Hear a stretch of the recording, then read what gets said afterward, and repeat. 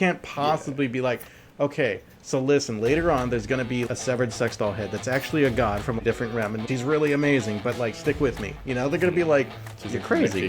That sounds like a book I would read. With that description right there. Like, similar to Jeff, you've had this idea kicking around for a long time, all right?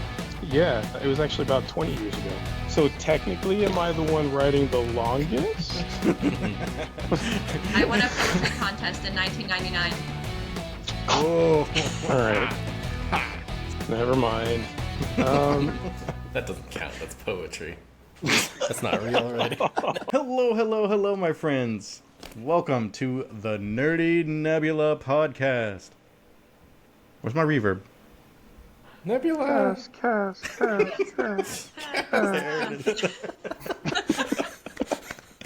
This is gonna be the vibes, guys. This is gonna be the vibes. Yeah.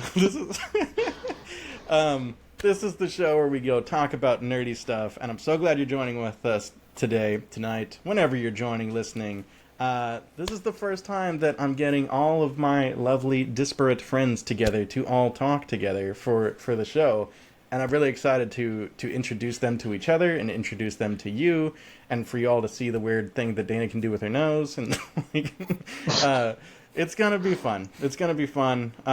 We've already been laughing. So yeah. Really quick, you guys want to kind of just tell everyone your names and whatnot? Go around, please. Hell no. I'm Dana Lindamood. I'm going to introduce myself unlike some of these people.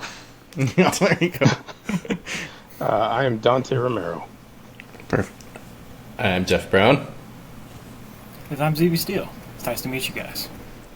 We went alphabetically too, didn't we? Nice. Yeah, nerds. Warmed up, we know it. We planned it. Yeah.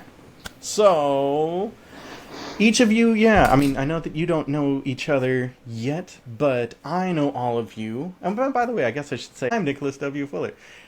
Each of you don't know each other yet, but I know each of you in different ways. So, let me see.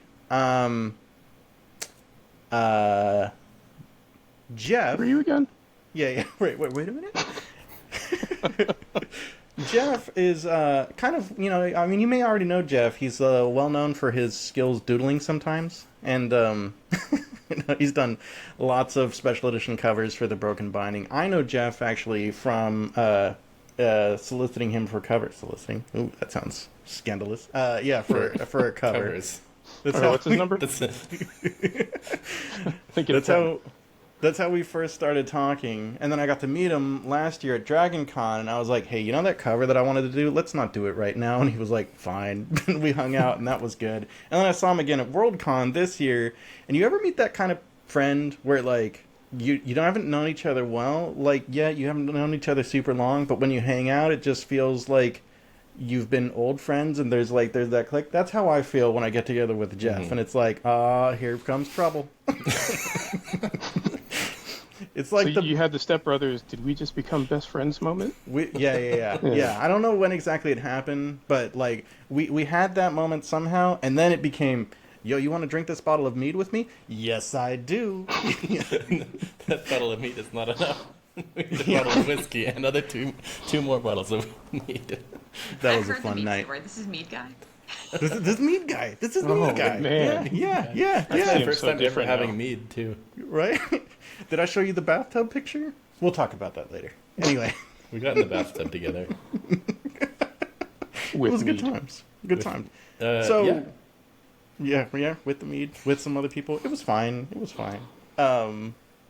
Yeah, so that's kind of my personal introduction for Jeff. But Jeff, do you want to kind of talk a little bit about, give like a more professional introduction, like the work you do, that sort of thing?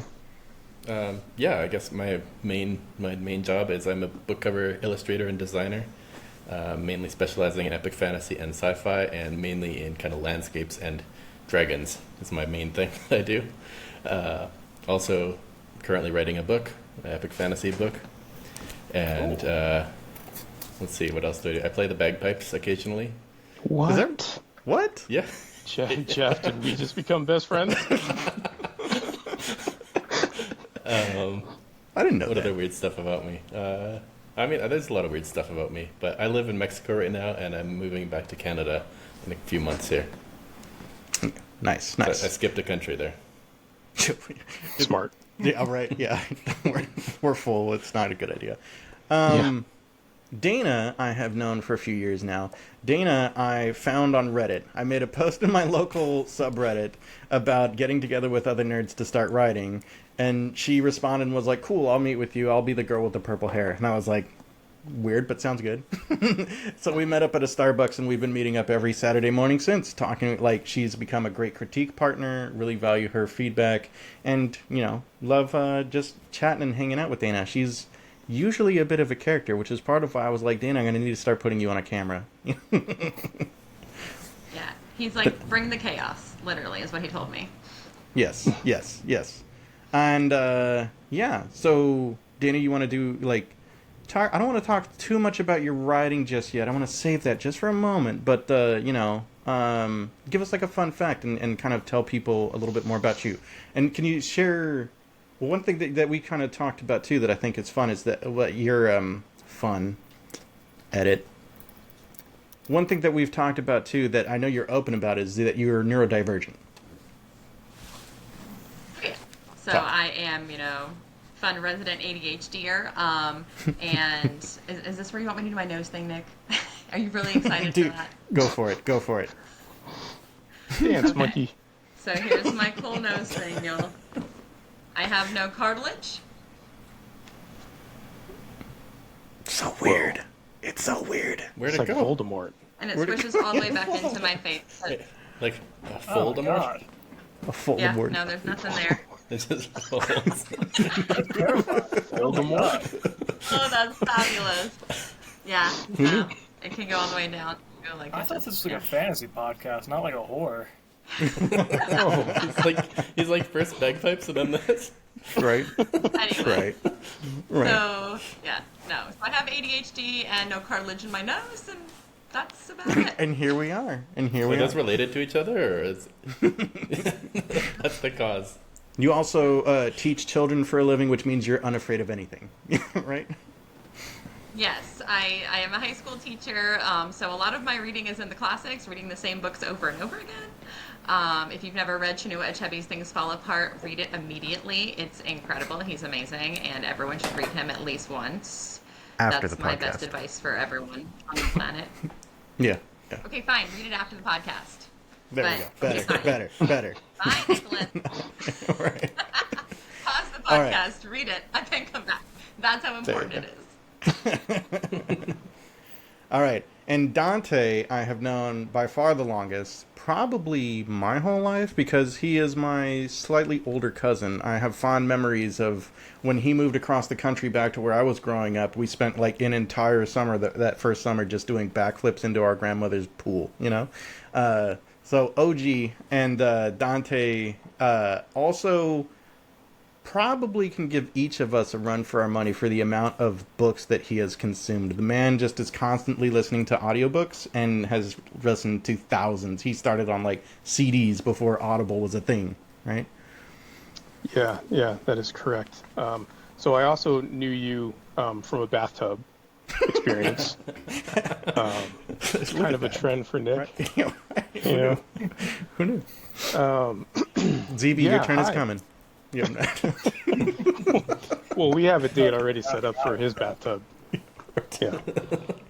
I guess I so to jump on the neurodivergent bandwagon, I recently found out that I have severe to moderate ADHD that I've always had, right? It's not just a new thing, but I've learned subsequently that audiobook sort of obsession is my stimming.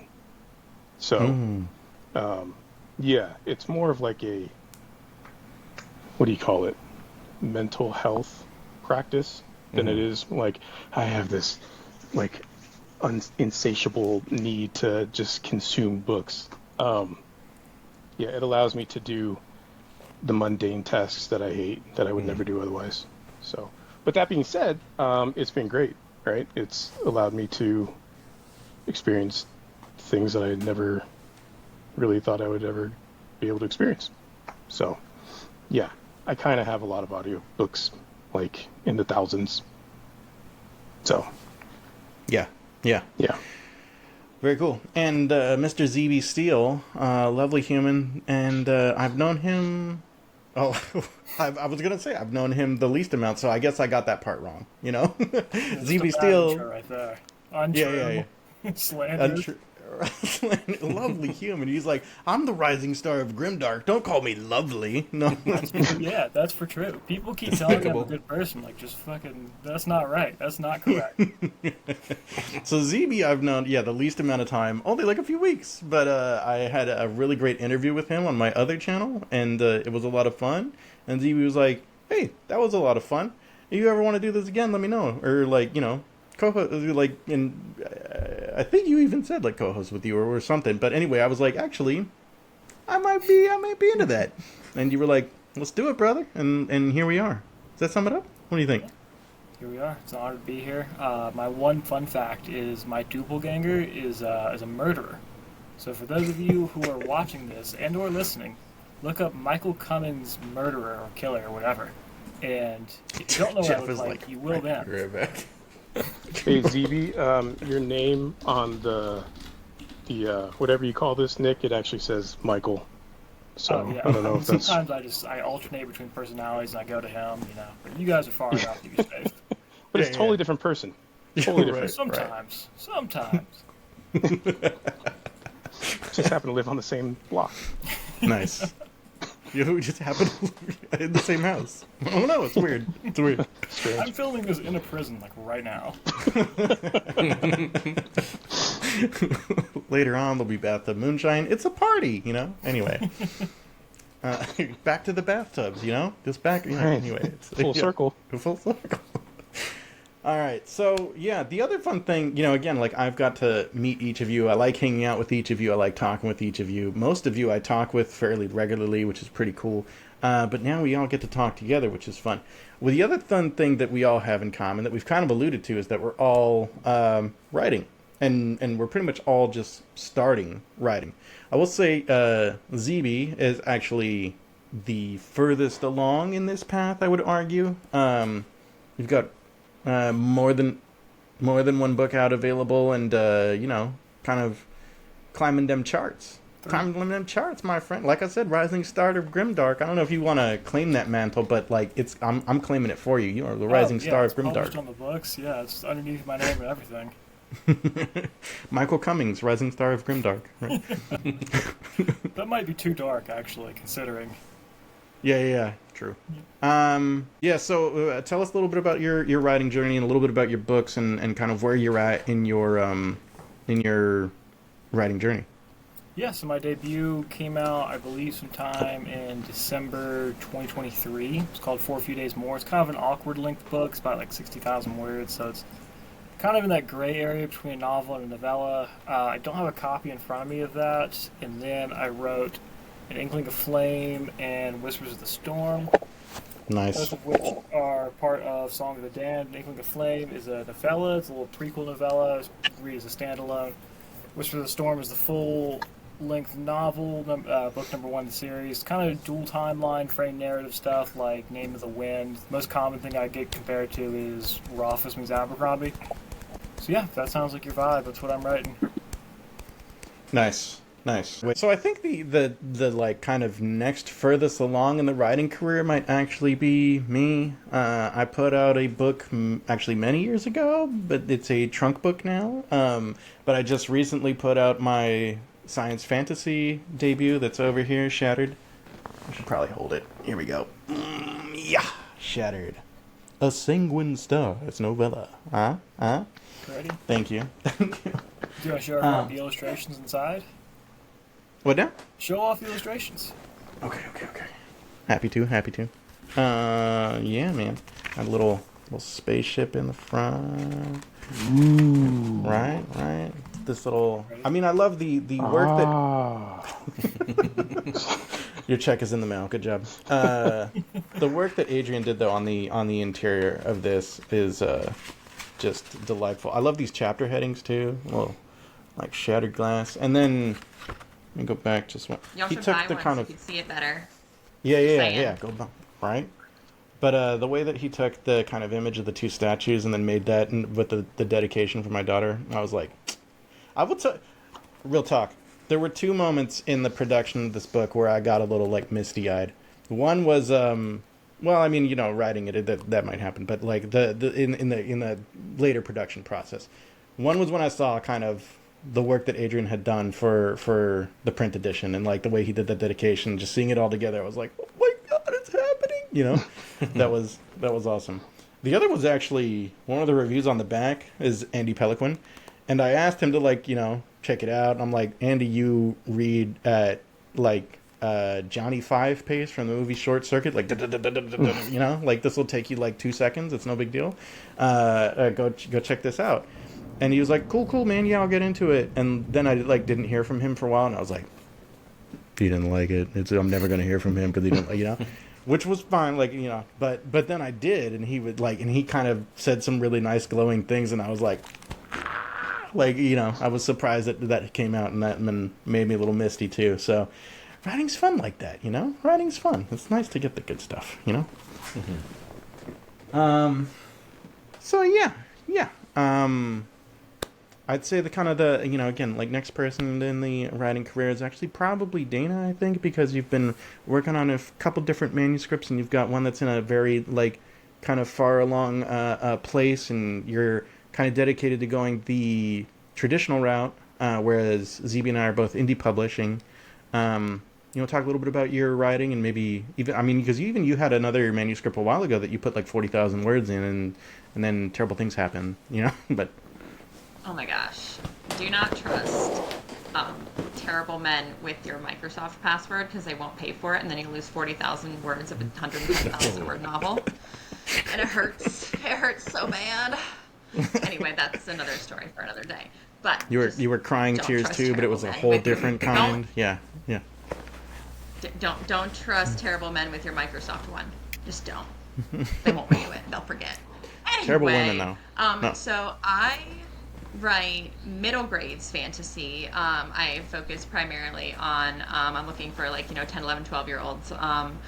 So I've written a couple iterations within the same character. The first book I wrote was actually a chapter book about a little girl named Gwen who really wanted a cat and really wanted to do magic, but her mother would not let her have either of those things for reasons that were entirely unfair to her. And there was a little bit of, you know, magical stuffed animal cat explosions, and things happen, and yeah, so things happen. That's a manuscript that I've kind of tabled for the minute, because I started writing a more grown-up version from the same character point of view, which is like a long-term middle grades novel. So the first one was, I think, 18,000 words. Again, it was a little too long to be a chapter book, but a little too short to be middle grades, and so that I'm like, let me try this whole other idea over here, and let me try to grow this up a little bit. And so now I have about 70,000. I have pantsed my way into draft 3, and I'm a marathon pantser. Like, I literally let my characters decide what they're doing. I have no plan. I make outlines. I forget they exist. And so, like, the first draft of this book, everything happened in 4 days, and I didn't realize it until I got to the end, and I was like, oh, that's a problem. So then I had to, like, again, draft 2 is completely spreading out the timeline. Draft 3 now is I actually have to stop pantsing, which is the struggle of my life, because, like, I have to figure out what's actually going on and put it in the right place and, like, do all the things correctly. I can't just be like, I'll take care of that later. That'll happen later. So, and this version is Gwen goes to magic school, and there's one of her friends gets very sick, and there's some connection to a mysterious explosion in the town, and, you know, potential connections to her dead father, and things like, you know, just regular kids getting to things kids shouldn't because they're nosy kind of things. Yeah, and to not get too far into the plot. But yeah, so nice. I write middle grades fantasy. Hopefully I will finish this draft sometime before December, because my plan is to take it to the National Children's Book Conference in New York, like the draft, to meet editors and try that stuff. I'm super excited for that. As Dana's weekly critique partner, I'm going to tell you guys, like, Gwen is so fun. And there are going to be inevitable comparisons to Harry Potter, only because it's, like, kind of younger kid and, like, magic school, which is fine. But, like, this is so distinct and so, like, special. And, like, you know, Gwen is a delight. And all of her friends, too. Like, I can't wait for Dana's books to see the light of day. Good times. Good times. Okay. Yeah. Wouldn't it be so nice if you could outline your novel, organize your world building, write your book, format your EPUB, and publish it on the same website? Well, you're in luck. Campfire is the all-in-one platform for authors, offering both a full-featured writing software and KDP-style publishing, but with 80% royalties and none of the predatory practices you're stuck with when you publish with a monopoly. Campfire's tools feature versatile panels that make creating characters as simple as moving note cards around a corkboard, only much more organized, convenient, and without the inherent dangers of working with thumbtacks. Its wide range of tools include templates for creating settings, a magic system builder, and more, all of which are connected to a word processor that makes it easy to reference your notes as you write. When you're ready, publish your book on Campfire's ebook shop and include artwork, world-building notes, short stories, and more for readers who want to explore your setting in more detail. Try Campfire today at campfirewriting.com and bring your book to life. And then there's Jeffy B over there, who's starting to write too. And I feel like you're kind of a little along in this, if not so much because of like your word count right now necessarily, but because of kind of like your industry connections and like. But I do think you've been like developing the idea for this story for a long time, right? Yeah, I've been world building without writing a lot of it down for like 8 years. And that's what I really enjoy. I've done a few YouTube videos about it a few years ago. Didn't you get you told just casually telling me like, oh yeah, that one got like 100,000 views? Yeah, well, one of them got, two of them got like 25,000, and then the third one got 100,000 views. And then I started doing a lot of special editions and publishing work, and I just didn't have time for most of that. But I'm trying to get back into it and get into actually writing the story. So I've got it mostly plotted, got lots of the world building, and just now starting to actually get into the meat of writing. So is your challenge, Jeff, like, I mean, I get the sense that you're not like like you'd be like, schedule. I'm not going to schedule my writing. The way that Dana's like, outline. No, I forget that exists. You'd be like, no, I'm like, I don't have a schedule. So like, I assume that your challenge in writing, because you just mentioned that you got busy, it's taking the time to actually do it and find the time to do it because you're so busy with all the covers and stuff. Other deadlines, Yeah, because it's really hard. I mean, it's a huge goal of mine, and it's something that I've wanted to do for years. But taking time away from, especially working as a freelancer, there's like, in a typical job, you're off your job and that's it. But for me, it's like I could be doing this other thing that I really need to get finished, and I'm probably late on. So that's the trick, is actually taking that time for myself and to invest that into the writing side of things. Yeah. Hey, unrelated, how's my cover? Just kidding. Just kidding. I've got an update, but it's not quite there yet. Oh, wow. I wasn't even expecting. He says just kidding, but he's not kidding. Yeah. No. Jeff just disappears from the podcast. Yeah. No. Stay, Jeffy. Stay. No. Anyway, yeah, so we're all been writing, and Dante's been, much like ZB I've known for like a few weeks, Dante's been, hey, it's a puppy! Oh, man. Oh, my goodness. This is Pixie. Hello. Nice. That's super cute. Had to stop for dog. Pixie's adorable. That's not the one that I've been hearing going, ruff, ruff, ruff, is it? No, that's the neighbor's dog outside. Fair enough. Anyway, much in the same way that I've, known ZB for a few weeks, Dante has been writing for a few weeks. No, all right. I mean, but no, I guess like kind of similar to Jeff, you've had this idea kicking around for a long time, all right? I remember we talked about it years ago, right? Yeah, it was actually about 20 years ago. No, it was around crap! What? 2005. Yeah, wow. And then I was actually searching through emails, and I found. Oh wow. In 2009, I sent you the prologue. So technically, am I the one writing the longest? I won a poetry contest in 1999. Crap. All right. Never mind. That doesn't count. That's poetry. That's not real writing. Hey, oh no. I'm just kidding. Goes again. I love poetry. I'm just kidding. Oh yeah. Oh man. Yeah, no. You and I were sitting in my bedroom when we were youngins. Not in the bathtub? In the bathtub? No, that was earlier. Oh, okay. Yeah. We were watching. Well done. I was talking to you. You were actually talking to me about my book, and I was like, "Yeah, man." I was trying to talk to you about this other book. It was by Kim Harrison, and in one of the books she had was like this. I remember that series. Yeah, Okay. she had this half demon. It was like throwaway character, but his whole thing was like he got like stone. He was kind of impervious, and then I was like, that'd be kind of a cool character. And we were also watching the Venture Brothers at the time, and so Brock Sampson was on screen, and we're like, dude, how cool would it be if we had a character like Brock Sampson? And your thing was, that line was, I like the cut of your jib, and then the other character said, I like the cut of your hair. And it went from there. Like, it just, yeah.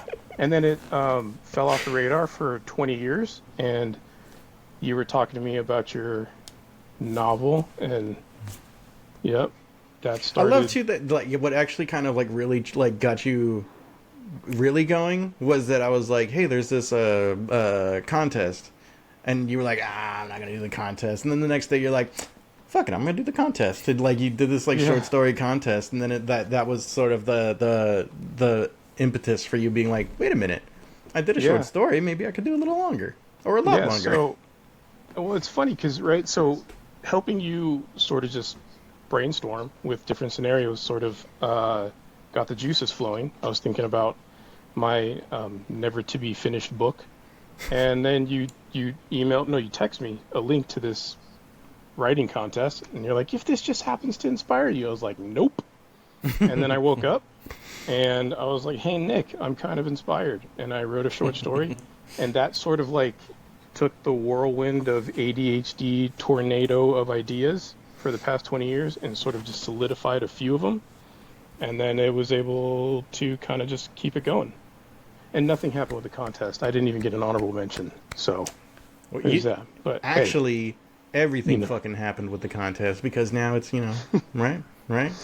So yeah, it opened the floodgate, I guess, and we'll see. So I'm actually not the writer in this group, and so things like pantsing, I have no idea. See, I am the everyman. Right. But this is why, like, I mean, I like that we all have these different perspectives too, which is great. Like, I mean, and Jeff has his bespeckled perspective from not even in our country, like, it's great. But is that Superman? Holy shit. Oh man, who's that guy? Oh, it's just bad. Okay, it's just like It scared me. The other guy scared me. right.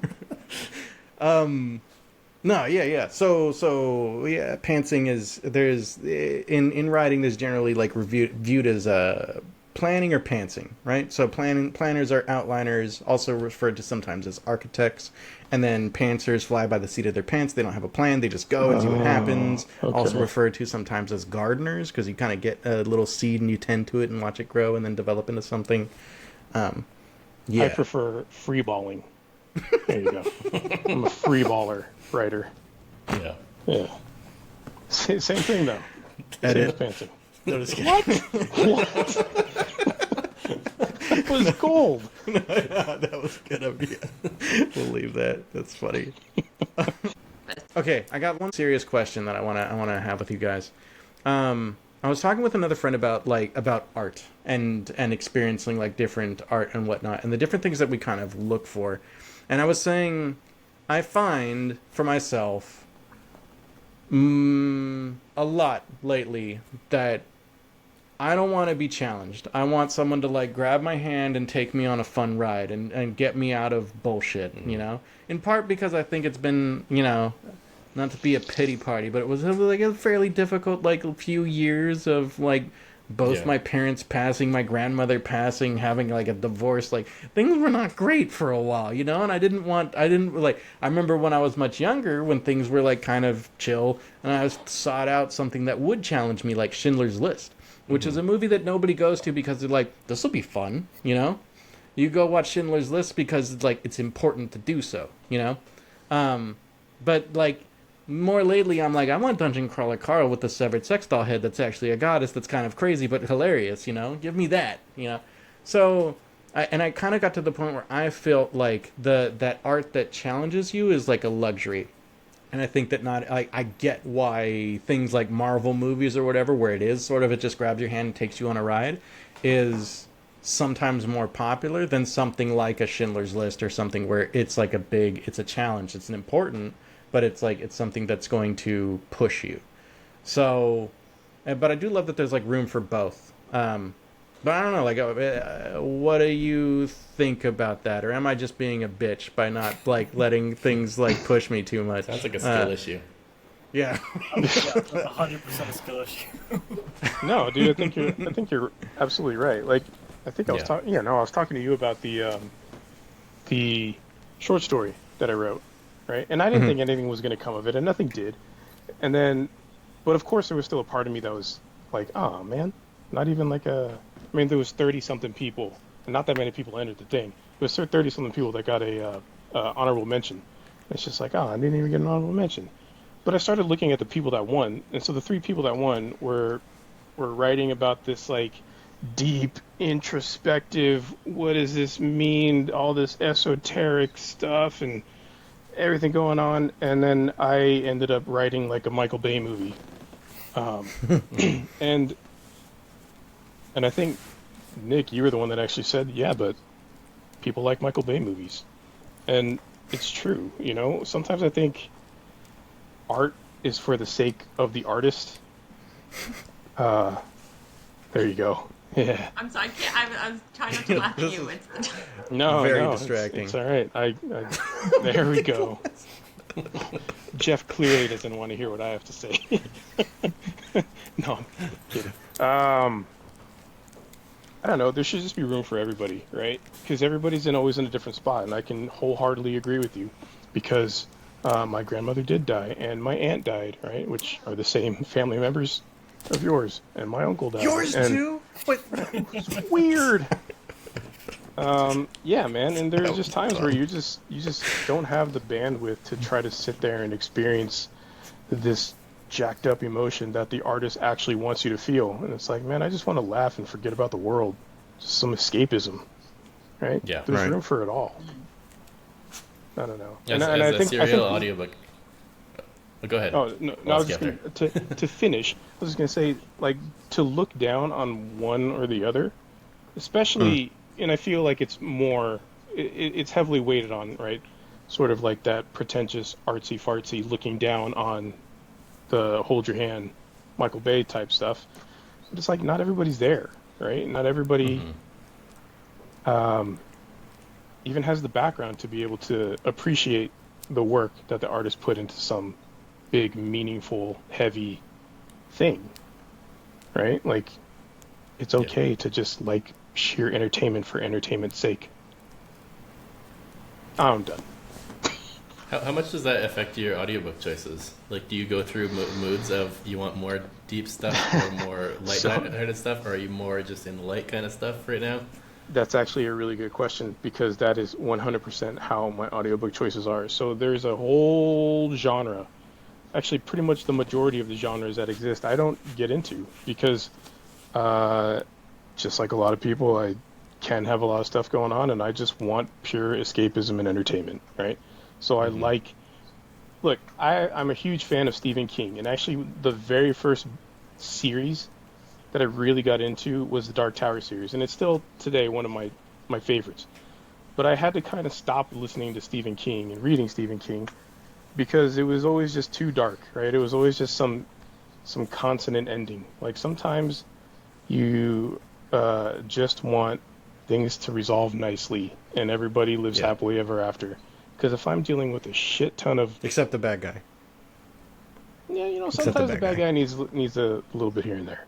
A redemption arc? Yeah, all right. Yeah. All right, fair. No, but fair. I mean, like, if I'm dealing with something, it's just like, damn, dude, like The Mist. Like if you're going through a bad period of life, and then you read The Mist, I mean... Not going to get better? No, it's not going to help. Right. So, yeah, no, I that's why I like a lot of urban fantasy, to be honest with you. Urban fantasy, I think Jim Butcher said the difference Dresden between... Files. Yeah. Jim Butcher said the difference between urban fantasy and horror is that horror you're always running away from the problem, and urban fantasy it's the exact same problem, but you're running towards it with a plan. Yeah, it's like uplifting. It's motivational. So Yeah. Yeah, I'm I feel curious that on- same way there. Go ahead. Okay. You go ahead. No, I'm curious on like thoughts of this from the Rising Star, Grimdark, and the woman that actually teaches, books. I mean, for me, I kind of view it as like food, where it's like, the Marvel movies and the books like that are kind of like the chicken nuggets of the world, Like, there's nothing wrong with chicken nuggets, but you also shouldn't just eat chicken nuggets every day, Yeah. Yeah, it's or like- chocolate cake. Yeah, everyone needs a little break here and there and stuff, but for me, I don't know, like, if someone was like, my favorite movie is Iron Man 3, I'd be like, get the fuck out of my face. I don't want to talk about this with you. This is ridiculous, Hey, ZB, it was actually Iron Man 1, but that's okay. Iron Man 1 is a solid movie. That's a good Okay. Marvel movie. But, yeah, for me, personally, I'll read a comfort book once or twice a year, maybe, but I like moral gray. I like ambiguity. I don't want a world where there's a good guy and a bad guy. I kind of prefer, the intensity and philosophy, I guess, of a world where people aren't fully good or fully evil. And this is a small tangent, but I can give you an example of why I think the darker and more philosophical stuff works a little bit better. Is you take a Marvel movie, right? Let's take like Age of Ultron. Are you really concerned that Ultron's going to kill all the Avengers and blow up half the world in this billion-dollar franchise where there's 14 other movies planned? No, right? No. Why would you be worried? You're not worried about anybody. Except for Quicksilver, because he got introduced 10 minutes ago, and who cares? Whereas you take Whiplash, which is a movie about a jazz drummer, right? And it sounds like that doesn't matter at all, because it's just jazz drumming. And if I say that kid's going to miss a few notes, it doesn't sound like it's a big deal. But the movie puts so much emphasis on the characters and the stakes and the intensity of the actual film that it's way more intense than something like Marvel, where you have these esoteric threats that actually don't matter at all, because you already know the good guys are going to win. So I don't know. If you're reading all the time, I think you should probably be expanding your taste and looking for something where you want to be a little surprised, a little bit on the edge of your seat, I love. See, it's funny love, that love that we get different perspectives with this little group. No, I don't but think it's Dante interesting. ever. It's interesting that so I was picking up earlier on that Jeff and I are kind of talking about certain things, and we may have taken like some of the pessimistic view on it, and then ZB came in with the optimistic view. But then the pessimistic ones are talking about like wanting happier books or more pleasant books, and then the optimistic one wants more of the grimdark, or is the grimdark author, and more of the pessimistic, true to life books. And it's, I don't know, to me that kind of lends to my argument of everybody's just in a different space, Mm-hmm. Of course, yeah. There are people that just like, if you're going through a really hard time, the only thing you want is escapism, right? And if you're really not having hard times at all, and this is obviously a very big generalization, but if everything's hunky-dory and you're, going through life and everything's paid for and there's plenty of food on the table and you're not worried about mortgage payments and everything else, and it's like, yeah, man, I want to hear about the last serial killer that got loose and Michael or what's that? Yeah, what's that whole trend? Michael. What's that trend crime. of true crime? True crime. Yeah. There's another dimension of this conversation that I was kind of thinking that I was going to go more towards, rather than like light or dark books, which is more like how easy is it to read? Because it's like, for me, I've been kind of wanting to, like, there's books that I'll read very easily that are kind of morally ambiguous or dark, but I can just get through them so comfortably, versus like I've been having a lot of trouble getting to Malazan, even though I really want to read it, but it feels like a lot of work. It's a lot of work, but God, that journey is so worth it.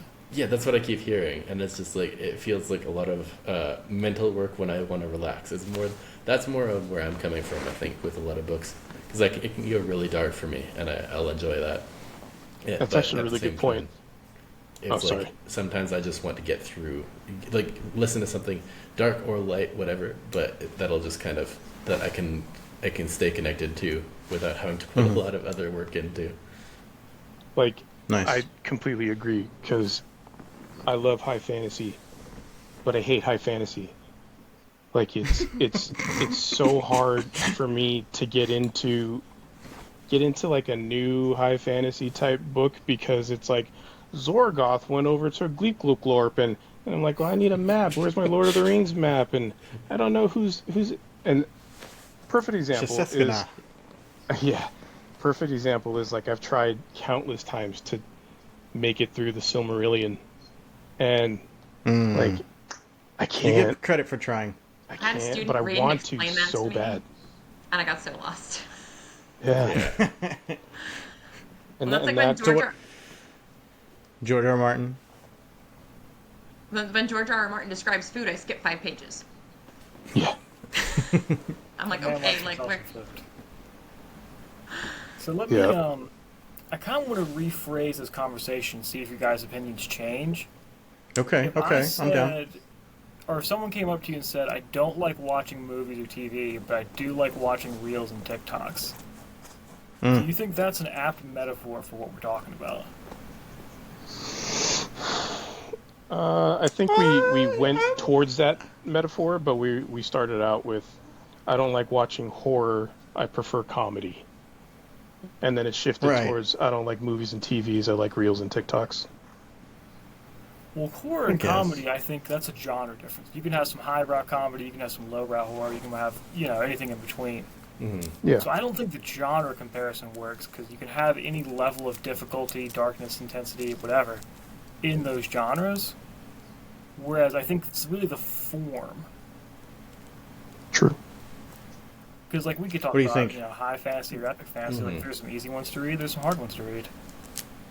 So would you say it's something more like the thoughtfulness behind the intention of it, and how, like, if it's actually something of substance that makes your life better or makes you think in any way? I think maybe that's the thing. Is does it make you think or not? Yeah, that's kind of I feel Okay. like the core argument of this. Yeah. Yeah. No, I mean, because I live in a world where I'm constantly next. I live Yes, in a world Dana, where I'm go, constantly talk, picking yeah. literature to make kids think. And there's some things that I think no matter how hard they are, they're just too important. Like every year I teach an article, and I think all of you, if you haven't read this article, should read it. It's more of an essay by Aldous Huxley called Words and Behaviors, and it's about how people empower, manipulate language in order to control large groups of people and make people feel certain ways about different groups. And it's one of those things, like, my kids read it and it's hard. I give them a week to read it because it's 7 pages long, and I'm like, you're going to be trudging through the mud here, kiddos. But like, they get to the end of it and they're like, this could have been written yesterday. I'm like, I know, right? Yeah. And so I think there's, and I mean, again, same thing with like my favorite book on the planet, Things Fall Apart. I tell the kids, I'm like, just get to page 140 and things fall apart very quickly. But Chinua Achebe had to spend 140 pages undoing Conrad, undoing all of the white people who'd gone to Africa and sold this picture of Africa that was just incorrect. And so for me, it's like the difficulty of the literature becomes worth it when you were like, and especially with my kids, like I'm always focusing on like global issues, global literature. Like we're going to learn something about a piece of the world that is not Wilmington, North Carolina today. And I tell them, I was like, not everyone's going to write like us, and the people tell different stories in different ways. And so I think the difficulty of the literature becomes more important or less of a factor for whether you should read something based on what you're getting from it. Because good literature is not always easy to read. And literature you're going to get things from is not always easy to read. So I think some things are just worth reading. Yeah, no, you both bring up Yeah. a good point. Like, I think what would help here is, like, Nick, do you have, or ZB, do you have an example of hold your hand versus thought-provoking that might be in the same genre, right? Like, You know what's interesting? Like, to me, like, Dungeon Crawler Carl is, like, kind of me pointing to, like, a hold your hand and going on a fun ride.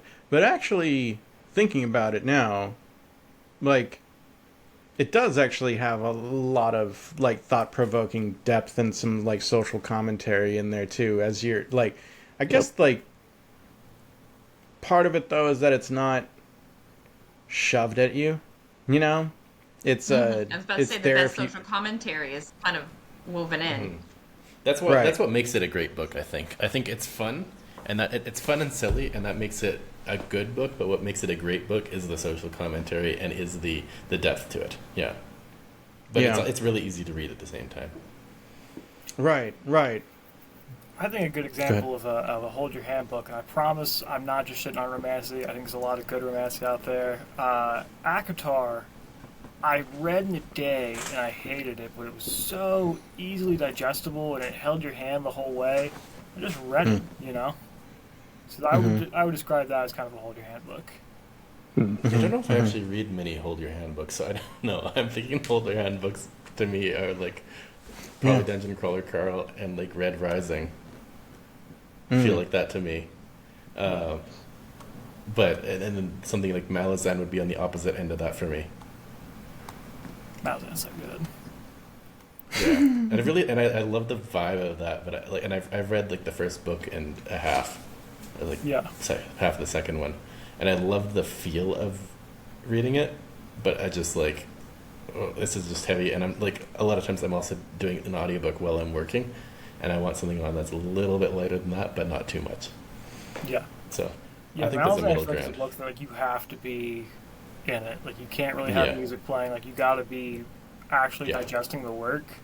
And this is a dumb tangent, but one thing I love about Malazan is there's a scene where there's so many POVs and characters that we've been introduced to. There's a scene halfway through the first one where you've been in the POVs of 2 or 3 of them, and there's 5 people at dinner, and you watch these 5 people like kind of lie to each other. The author doesn't tell you they're lying. You just have to know it because you've seen the other 2 or 3 or whatever they were. You've watched what they've done, and then they're like, I did this. You're like, that didn't really go down that way. And there's kind of an implication I don't remember that other that. people are lying. And I don't know, I thought that was just mind-blowing to do. It requires so much. It requires a lot of trust in the reader, I think, which is a big thing. Absolutely. And that's a big thing with with his books. Is he just kind of throws you in the deep end and expects you to know how to swim, and so I think there's a lot to that, and it's very powerful and beautiful. But I'm personally glad there's both sides of that. That you can pick what you're feeling like, because I read both, and probably my level of hold your hand is probably not nearly as low as it gets. Like I haven't read ACOTAR, and I don't know how handholdy that is, but I think I'm glad there's somewhat of a range. I think To Dante's point, like we all do need some escapism. Like I use the chicken nugget metaphor. It's like I love chicken nuggets. Chicken nuggets are good. You know. I think this whole conversation is just highlighting kind of what I was originally saying. Like everybody's just in a different spot and like something different. Yeah. You know, it's room for all of it. Has anybody read He Who Fights with Monsters? The whole series? Yeah. No. Not the whole. So it's a lit RPG, and it's one of the more popular lit RPGs, and I think it has a weak start, but once you kind of get to know some of the secondary characters, it does get actually a lot of fun. What I really love about it is it's the first like novel series that my son has gotten really excited about reading, and like so he's actually he's at book 8, I think, and I only got to book 7. Like he's now ahead of me, which is kind of fun. Where, like, to your point, I actually hated that series when it first started. The first 3 books, to me, terrible. And then it changed. And then it started getting... You kept reading. No, because I go through so many hate books. this, but I can't stop. Yeah. Like, I kind of always need something going. And... Yeah. But yeah, you can also tell kind of how it was made, right? You can tell it was very Royal Road. It had the very Royal Road sort of formula in the very beginning, and then it drifted away from that. And then it finally hit me, just the title of the book, right? That I think is what Nietzsche, that he who fights with monsters should take care to not become the monster that he fights, or something like that. right. And then you start to realize like this isn't actually like lit RPG. It moves away from it, right? So it starts out very hold your hand, lit RPG. Yeah. And then around book 6 and later, it really starts to get heavy, and it's not even about the battles and the fights and the upgrading the skills. It's about making conscious choices to remain human. Be a good person. Yeah. And it's about the interpersonal relationships that help facilitate you staying human.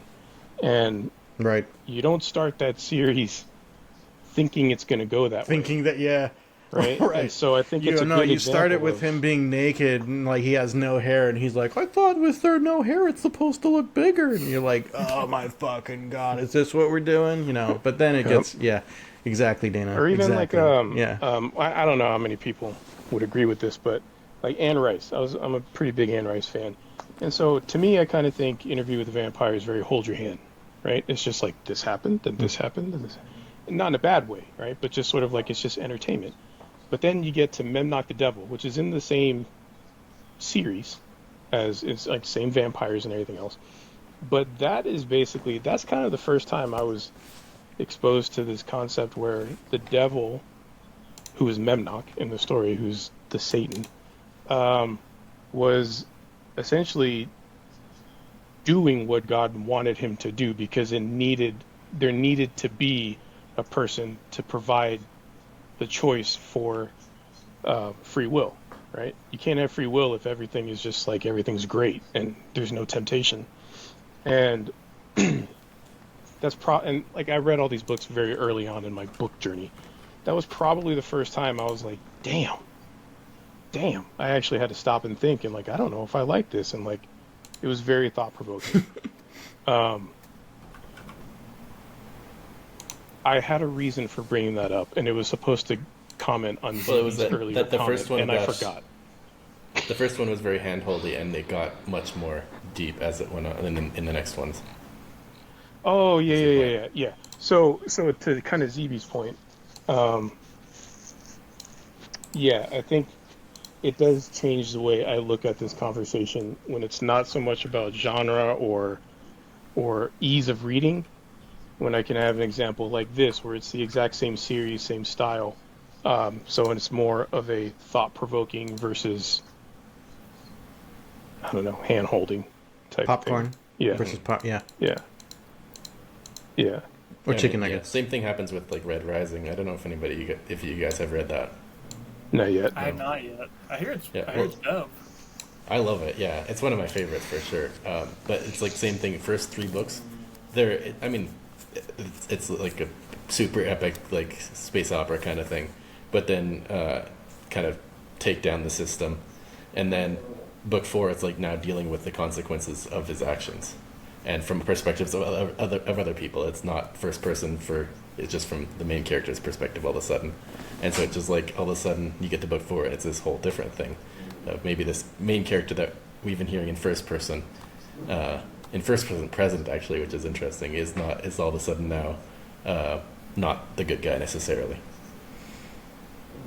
Yeah, and I'm not saying like popcorn reads or whatever are bad, because like in my mind you can use this whole spectrum for anything, pretty much any kind of entertainment. Like if you said John Wick is kind of a popcorn movie and something like Unforgiven is a little bit more thought provoking, both those movies fucking rule. Those are great movies.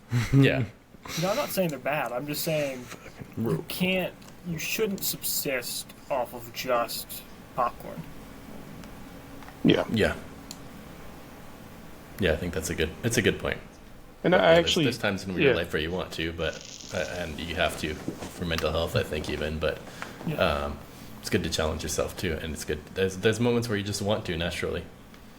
Yeah, I appreciate ZB's sort of reframing the question, and now I'm wholeheartedly agree with him, as opposed to not. He's like, right, yeah. Drop the mic. He logs off. Boop.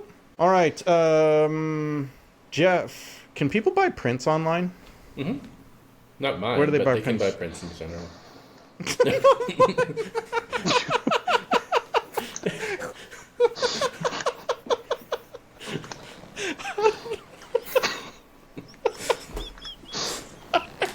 Yeah, you can buy them at jeffbrowngraphics.com/prints. You just short-circuited Nick. You ever have you ever have those laughs where like after a little bit you start laughing because you're laughing? That was